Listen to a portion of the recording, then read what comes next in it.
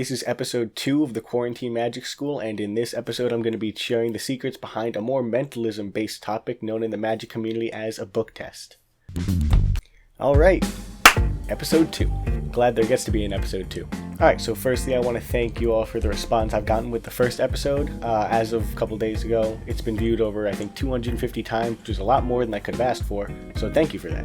I've also gotten some comments or some suggestions on videos to make, like performing magic rather than explaining it.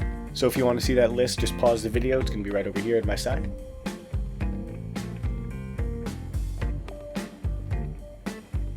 So unlike last week's episode, which was obviously a card trick, you're not going to need any sort of gimmicks or card tricks or anything like that, any decks. All you're going to need is a book. So get a book and follow along. This is the performance. Not that comfy, you have to be in frame. So episode 2, and my other sister, Sophia. No, it's not the same thing. This time we're not doing a card trick, again, more mentalism based. I have two random books I found here just to make sure there's no setup or anything. Just pick one, that's one we're going to use. You want to use Pride and Prejudice? Mm-hmm. Okay. So I'm going to make this book disappear. Oh. It's gone. Alright, I'm going to go through the pages. Just say stop whenever you want.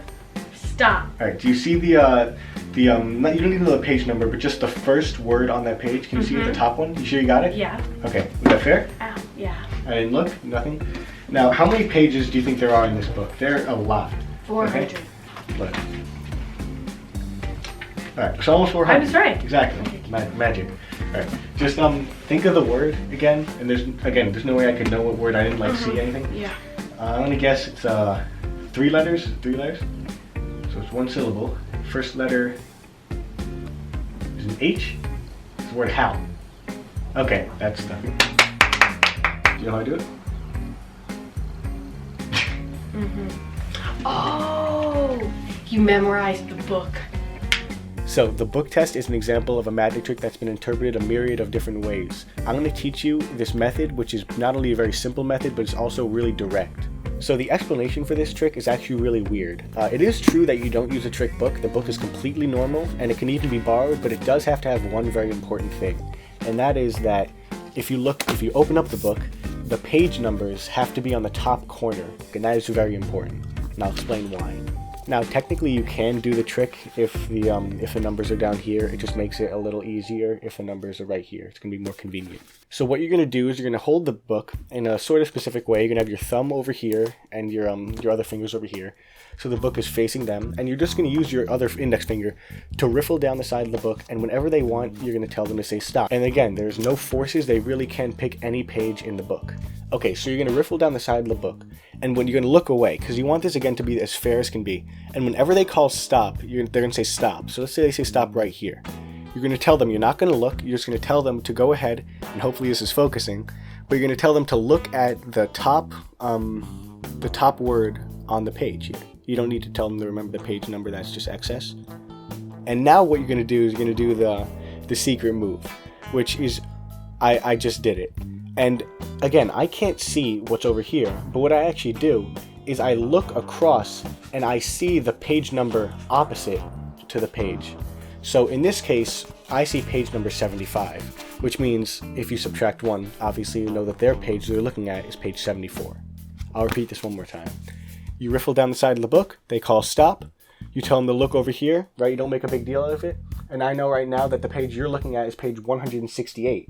From here, you let go, because that's really going to make it seem like this is completely fair. To them, it just looks like you're shifting your view from over here to over here. Now, I know that the word you're looking on is at page 168. That's going to be very important, because from here, what you're going to do is you're going to use something called time misdirection, which is exactly what it sounds like. You're going to use time to make people forget what just happened. You're going to talk with them. You're going to say, you can ask a question, like in the performance, I think I asked how many pages are in the book, just to show that there's so many odds of pages they could have picked. And my sister guessed like 400. She was actually close. And then you can make a joke out of that, obviously. But what you're going to do is you're just going to start opening up the book and closing it, open it and closing it. And every time you're going to get closer and closer to that page number. So again, you're going to open it up. Right now I'm at page 166. So I'm just going to turn it over one page, and then I'm just going to go like this, close it up, open it. Now I see page 168, which obviously is their thing. So I'm looking at the word rosings right now, which obviously I know is their word because I was looking at page 169, so 68 must be theirs. I see the word rosings. From here, you just sort of riffle the book and pretend you're not even looking. And then, of course, now you know the word that they're thinking of, so you can reveal this in any different way that you want. And there actually are tricks that use psychological methods, like if you say the alphabet and hold under their pulse. Obviously this isn't one of them, but you can pretend it is. In the performance I did, the example of the word was something really short, like Y. That can happen, but obviously it's better if it's like a really big word or something like that. It does happen often, but if it's a short word, definitely don't underplay it. Okay, so I'm going to show you a quick over the shoulder. You riffle, you see the page number just like that, and then you subtract 1. And then in the context of talking, you're just going to keep riffling until eventually you casually get to their page, memorize their word, and then just keep riffling through the book just like that. Now, it is very, very important to mention a good pro tip for this trick. Do not make a big deal out of looking at the page number, because of course this is one of the main moves that you're doing. And if you at all bring any heat towards yourself, people are going to suspect that you looked at it or anything. Which is why, of course, you look at it like that. You're going to look over here to your left. Then all you're going to do is shift your view from left to right. And in the action of doing that, again, I just saw page 233, which is 232 on this side. So it's just a matter of practicing and, of course, having the right book. So yeah, this is an example of a mentalism trick that is really, really simple. If you pull it off correctly and, present it correctly, people really will think that you're reading their mind, and it will sort of freak them out. And don't underplay this trick, because this trick is a little more difficult than the first trick I showed, because again, we're starting to build up sort of. But again, this is still a really, really, really cool trick. And every once in a while, I actually show this to other magicians. So again, very simple, very effective, and that's what I'm trying to go for these entry-level videos that I'm starting to put out.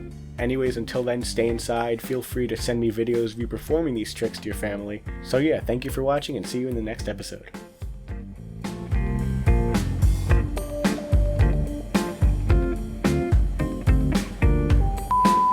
Stop. Right there, do you see, you don't even know, actually, oh, sorry, hold on, let's do Emma! Let's do that again.